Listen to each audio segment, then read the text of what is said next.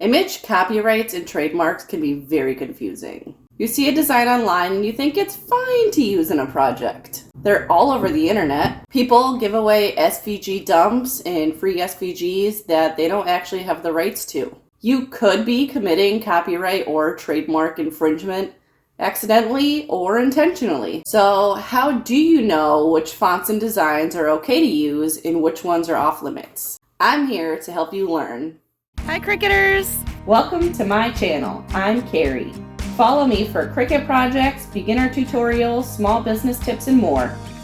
Follow me on all the different social medias. You can find me on Facebook, Instagram, and TikTok. I'm going to talk about a lot of really important things in this video, so make sure that you don't skip ahead. I would also recommend grabbing a pen and a piece of paper and taking some notes. Full disclaimer, I am not a lawyer, and this advice that I'm giving should not be used in place of legal advice. I tried to do my research and verify the facts to the best of my ability, but they are in no way meant to be a legal opinion, and if you have an issue or a question, please consult an actual attorney. Copyrights and trademarks are not the same. They're so legally distinct that they're managed by two different offices within the federal government. Trademarks are handled by the U.S. Patent and Trademark Office, while copyrights are handled by the U.S. Copyright Office.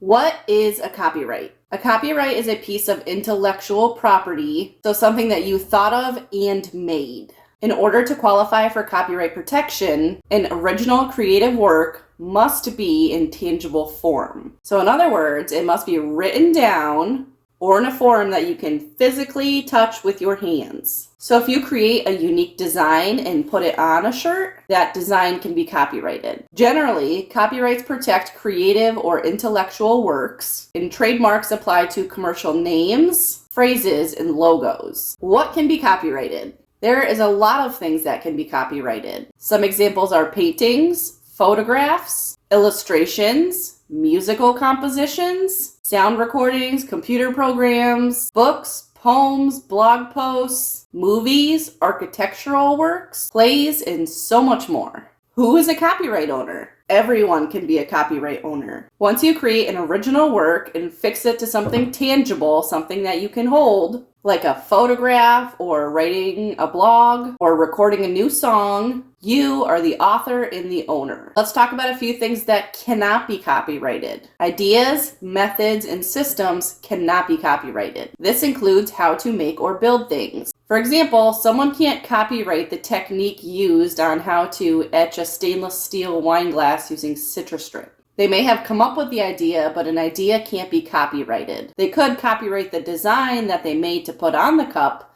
but they can't copyright a technique. Commonly known information also can't be copyrighted. This includes items that are considered common property with no author. Some examples of this are standard calendars, rulers, tape measures, and height and weight charts.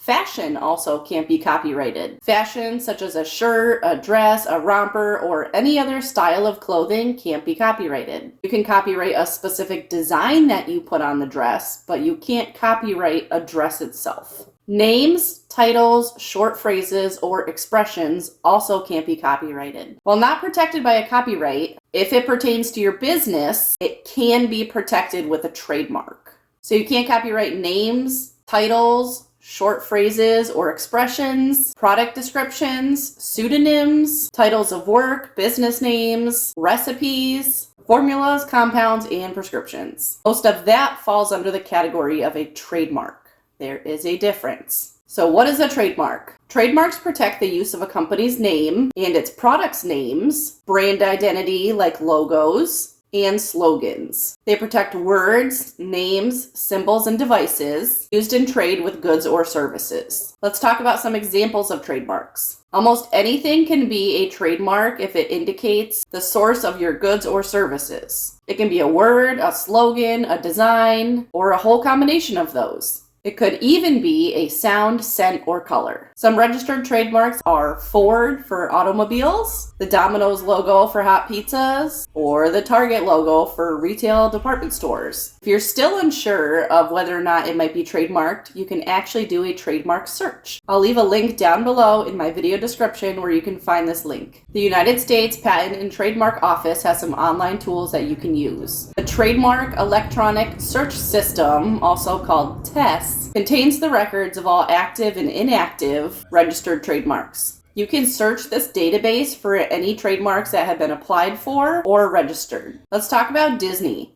Stay away from Disney. Disney has and will come after people. It usually starts with a cease and desist order, which is a letter from a lawyer telling you that they found you selling something and you better stop or you'll face legal consequences. Disney has a whole team of lawyers dedicated to this, and they're not afraid to use them. Whenever anybody asked me if I would make them anything with Disney, I would immediately say no. It's not worth it. Will I get caught? Probably not. But do I want to risk it? No. And the thing is, you can find really cute Disney SVGs and fonts all over the internet, but unfortunately, none of them are safe to use. You can find them all over Etsy and in Facebook groups. Matching family Disney shirts are another really popular thing that I see people selling and buying all the time. It seems like anybody who goes to Disney has to have a matching family shirt. But this is not legal for you to make and sell with your Cricut machine. Your choice if you want to or not, but just know that it's not legal. And it's not just Disney, it's any brand. All the time I see people buying blank hoodies or sweatpants and adding logos like Nike or Pink to them. Then they go inside of a Facebook group and they're like, oh my god, look what I made with my Cricut. I made these trademark infringed clothing that I'm planning to sell, which is totally illegal, but hey, that's fine, I probably won't get caught. This is dumb. Not only are you doing something illegal, but you're posting on the internet in front of thousands, tens of thousands, hundreds of thousands of members to see. If you want to make these projects for personal use, nobody's probably going to find out unless you go and post it on the internet for everyone to see. Use some common sense, guys. Now, if you bought it on Etsy and it's illegal, like Disney, is it still your fault? Yes, it is your fault. It's also their fault too, but it's your fault. You're both at fault. It's your responsibility to do the research and learn the laws. The seller on Etsy is doing something illegal by selling you the copyrighted or trademark design. They should not be able to do that, but there are so many people out there doing it that many of them get away with it. So if you take that Mickey Mouse design and start selling Disney shirts with it, and Etsy and Disney sees, they're going to care where you got it from. They're going to care that you shouldn't be doing it. What about Cricut's legal policy? Let's talk about that. Cricut's legal policy is called the Angel Policy.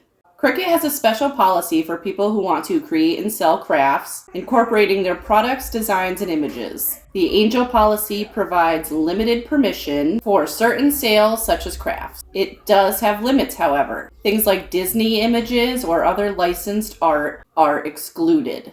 You can find their entire policy online. I would highly recommend reading through the whole thing, just so you know what you can and cannot make with the Cricut Design Space images.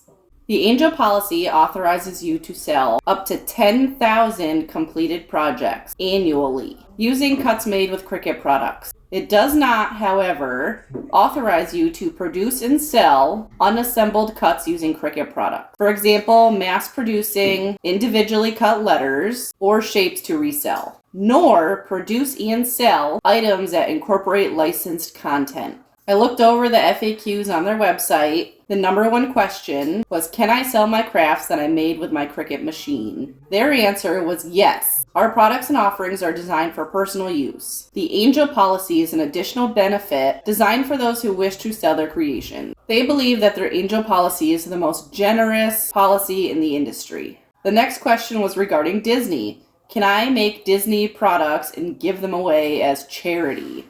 The answer was no. You are not authorized to reproduce any licensed projects from major licensors including Walt Disney, Sesame, Hello Kitty, Warner Bros., Martha Stewart, Nickelodeon, Boy Scouts, there's many more.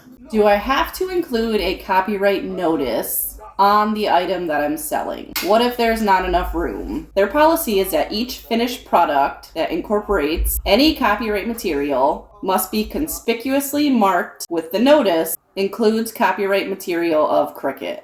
This notice should be placed in reasonable size and location on the items or on tags or labels for such items.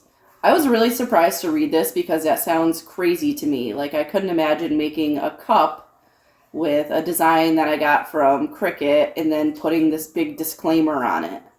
I have never seen anybody do that, which is all the more reason why I would just get my downloads from Creative Fabrica, because it includes the commercial license and you don't have to give a disclaimer.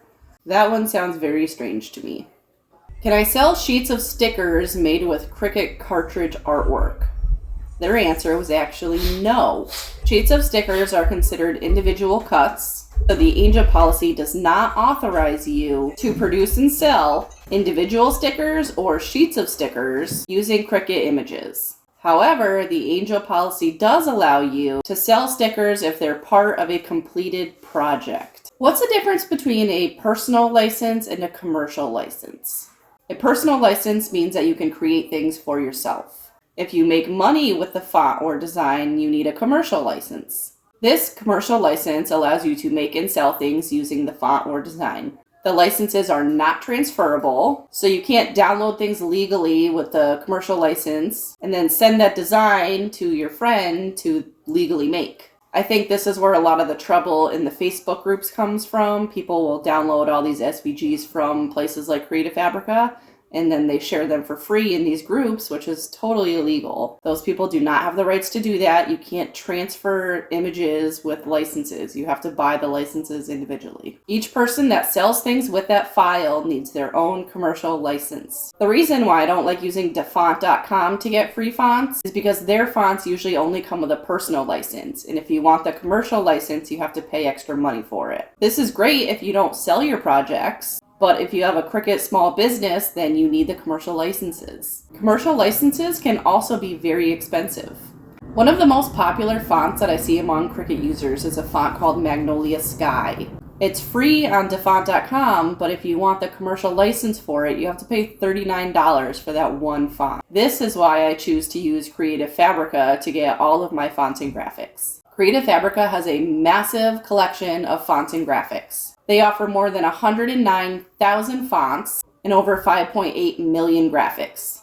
They have graphics for everything you could possibly think of, except licensed things like Disney, because that would be illegal. The numbers grow more and more every day as new fonts and graphics are always being added. In addition to all of this, your subscription includes the commercial license to everything on their website.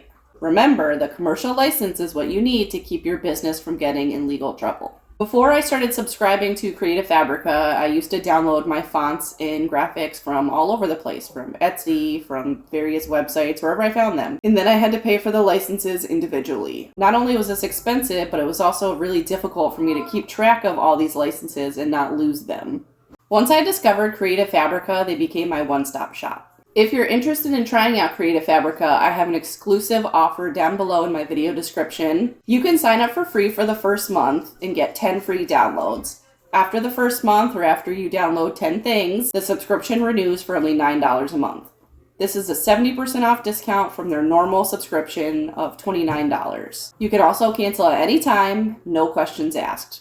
But this deal isn't going to be around forever, so get it before it's gone. If you found the information in this video helpful or learned something new, I would really appreciate if you hit that thumbs up button. Make sure you have that notification bell turned on so you don't miss out on any of my new content, and I would love if you subscribe to my channel.